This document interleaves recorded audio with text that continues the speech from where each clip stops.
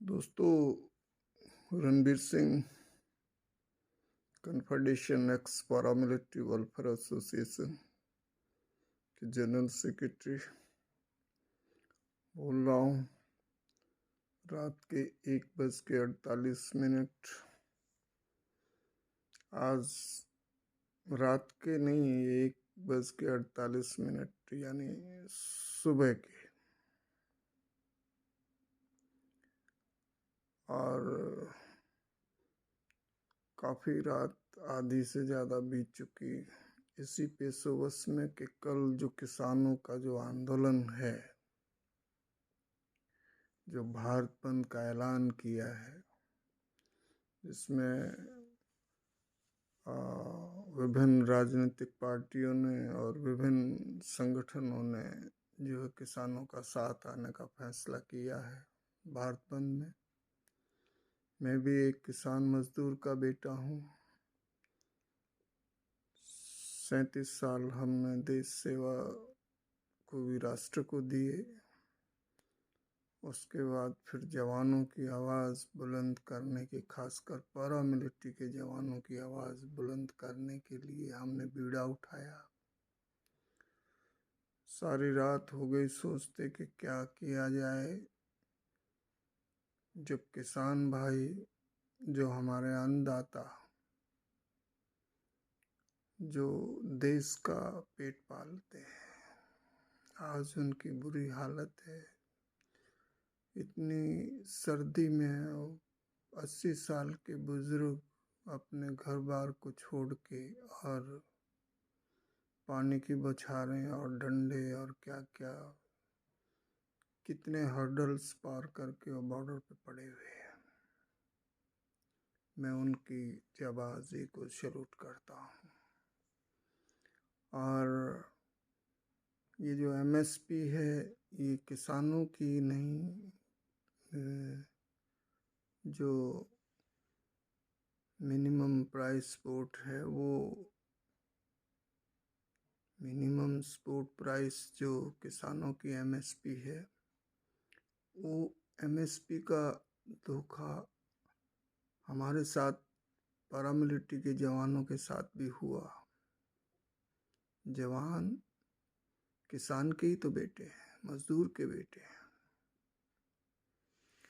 श्री राजनाथ सिंह ने 2016 में सितंबर में बयान दिया था कि हम जवानों को सेना की तर्ज पर पैरामिलिट्री सर्विस पे देंगे, एमएसपी देंगे।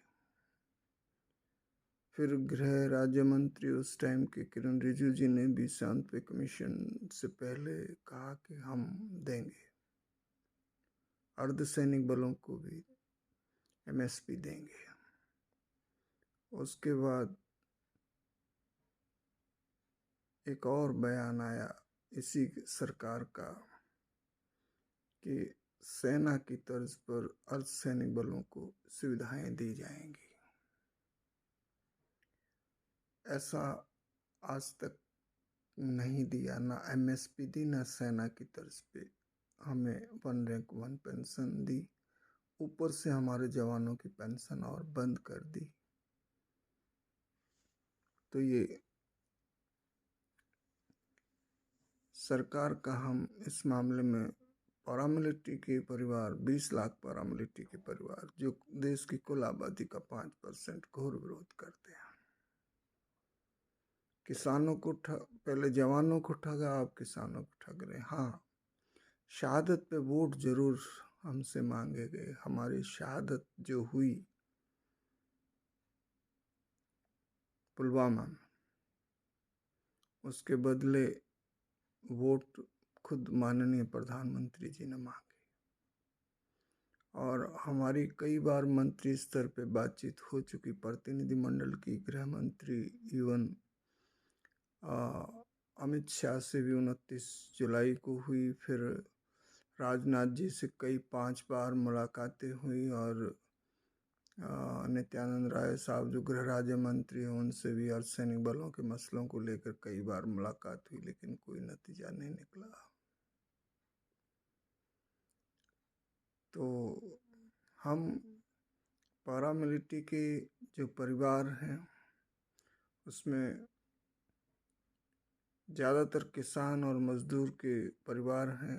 हम किसानों के आज जो भारत बंद है उसका हम पूर्णतः समर्थन करते हैं। इस वीडियो को हिंदुस्तान के हर कोने में फैला दिया जाए कि पैरामिलिट्री के पूर्व अर्धसैनिक बलों के परिवारों ने किसान भाइयों का साथ देने के लिए, जो पंजाब के किसान हैं, हरियाणा, राजस्थान, उत्तर प्रदेश, मध्य प्रदेश, तेलंगाना, आंध्रा, बिहार, बंगाल, उड़ीसा,